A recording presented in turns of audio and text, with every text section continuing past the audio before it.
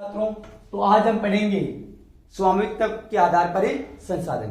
कल हमने उत्पत्ति के आधार पर और समापत्ति के आधार पर दो प्रकार के संसाधन पढ़े थे। आज हम पढ़ेंगे तीसरे प्रकार से स्वामित्व के आधार पर संसाधन कितने प्रकार के होते हैं। स्वामित्व के आधार पर संसाधन होते हैं चार प्रकार के।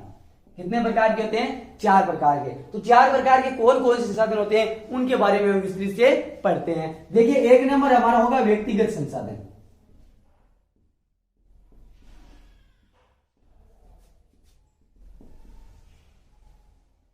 व्यक्तिगत संसाधन, तो हमें पता होना चाहिए कि व्यक्तिगत संसाधन कौन से होते हैं। तो व्यक्तिगत संसाधन को आप परिभाषित करोगे तो व्यक्तिगत संसाधन को आप परिभाषा के रूप में लिखोगे तो क्या लिख दोगे? वे संसाधन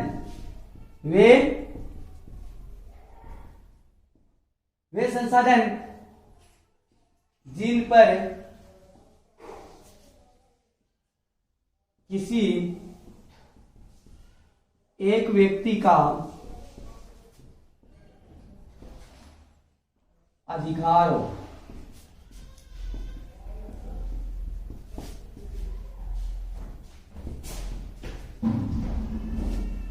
व्यक्तिगत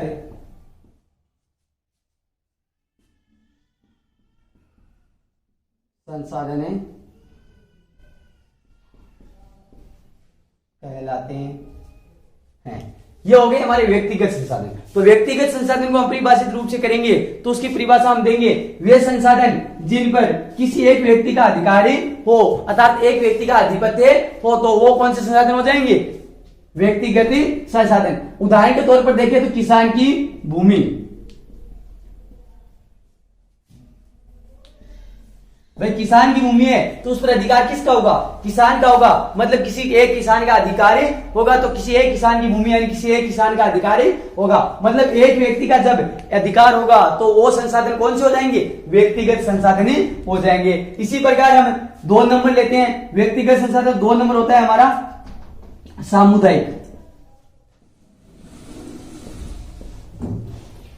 सामुदायिक संसाधन। अब देखिए सामुदायिक संसाधन कौन से होते हैं। सामुदायिक संसाधन वो संसाधन होंगे जिनको पूरे समाज के अनुरूप होता है, अर्थात पूरे समाज का उस पर अधिकारी होता है, पूरे समाज का जहां पर अधिपत्य होता है वो कौन से संसाधन हो जाएंगे? सामुदायिक संसाधन हो जाएंगे। तो इसको भी इसी प्रकार लिखेंगे, वे संसाधन जिन पर पूरे समाज, यहां पर क्या कर देंगे? पूरे समाज का अधिकार हो, वो कौन से संसाधन हो जाएंगे? सामुदायिक संसाधन हो जाएंगे। तो यहां पर हम सामुदायिक संसाधन नाम दे देंगे तो वो कौन से संसाधन हो जाएंगे? सामुदायिक संसाधन हो जाएंगे। तो इस प्रकार से हम सामुदायिक संसाधन को भी परिभाषित कर सकते हैं। आगे हम करते हैं 3 नंबर। 3 नंबर होगा हमारा राष्ट्रीय संसाधन।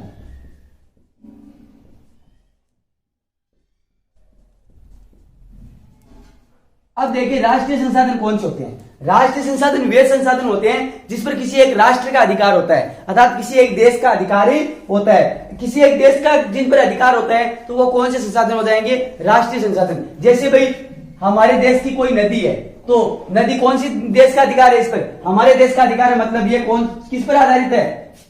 राष्ट्रीय संसाधन पर ही आधारित है। अर्थात ये संसाधन कौन सा होगा? राष्ट्रीय संसाधन। जैसे सड़क है, सड़क भी कौन सा संसाधन होगी? राष्ट्रीय संसाधन, क्योंकि ये किस पर आधारित है? एक किसी राष्ट्र पर आधारित है, न कि किसी समाज पर, न किसी एक व्यक्ति पर आधारित है। अर्थात न इस पर किसी एक व्यक्ति का अधिकार है और न किसी समाज का अधिकार है, ये राष्ट्र का अधिकार है। अर्थात ये कौन से संसाधन हो जाएंगे? राष्ट्रीय संसाधन। अब हम पढ़ते हैं अंतरराष्ट्रीय संसाधन।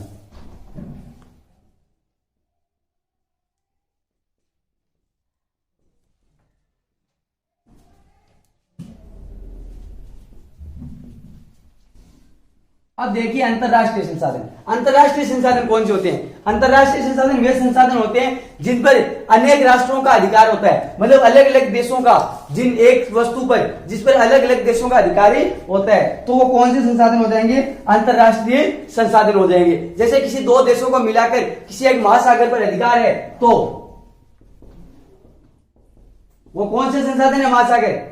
अंतरराष्ट्रीय संसाधन मतलब 2 या 3 देशों को मिलाकर अनेक देशों का उस पर अधिपत्य हो अर्थात अनेक देशों का अधिकार हो, कौन से संसाधन हो जाएंगे? अंतरराष्ट्रीय संसाधन। तो इस प्रकार से हमने अब पढ़ा स्वामित्व के आधार पर संसाधन। अब हम एक और पढ़ते हैं। तो इस प्रकार हम आगे करते हैं 4 नंबर पॉइंट। 4 नंबर क्या है? विकास के स्तर पर संसाधन। अब विकास के स्तर पर संसाधन को कितने भागों में विभाजित किया गया है? 4 भागों में विभाजित किया गया है। तो विकास के स्तर पर भी हमारे 4 भागों में विभाजित, कौन कौन से भागों में विभाजित किया गया है? एक तो हमारा किया गया संभावित संसाधन, दूसरा हमारा विकसित संसाधन, तीसरा हमारा भंडारण संसाधन और तीसरा हमारा है संचित कोष संसाधन। तो पहले हम पढ़ते हैं संभावित संसाधन। संभावित संसाधन कौन से होंगे?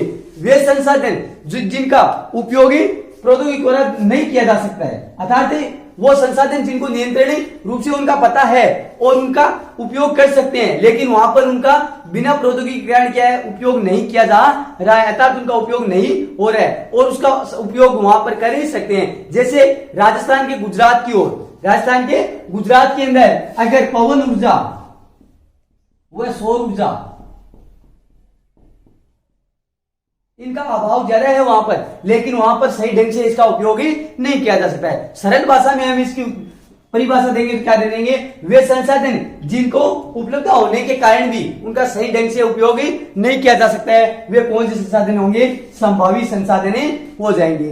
दूसरा हमारा है विकसित संसाधन। अब देखिए विकसित संसाधन कौन से होते हैं? विकसित संसाधन वो संसाधन होते हैं जिनको पूर्ण रूप से विकसित कर दिया गया है, अर्थात उनकी पूर्ण रूप से जानकारी है और उसकी वो सीमाएं क्या है? निर्धारित कर दी गई है कि इनको इसी प्रकार से रखा जाएगा, अर्थात इन प्रकार से इसका उपयोग किया जाए। तो वो कौन से संसाधन हो जाएंगे? विकसित संसाधन हो जाएंगे। अब है हमारा भंडार संसाधन। भंडार संसाधन कौन से होते हैं? देखो वे संसाधन जिनका उपयोग का तो संसाधनों का पता तो है, लेकिन उपयुक्त प्रौद्योगिकी के कारण, उपयोगी प्रौद्योगिकी का अभाव होने के कारण क्या है? इनका उपयोग सही ढंग से नहीं होता है, अर्थात उनका तकनीकी द्वारा उपयोग नहीं किया जा रहा है। तो वो कौन से संसाधन हो जाएंगे?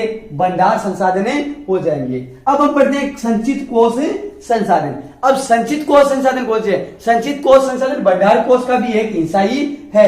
तो संचित कोष संसाधन में क्या होते हैं? संचित कोष संसाधन में इनका अभाव होता है और इनका उपयोग भी कर लिया जाता है और इनके बारे में भी पता कर लिया जाता है, लेकिन इनका उपयोग उस समय नहीं किया जाता है। क्यों?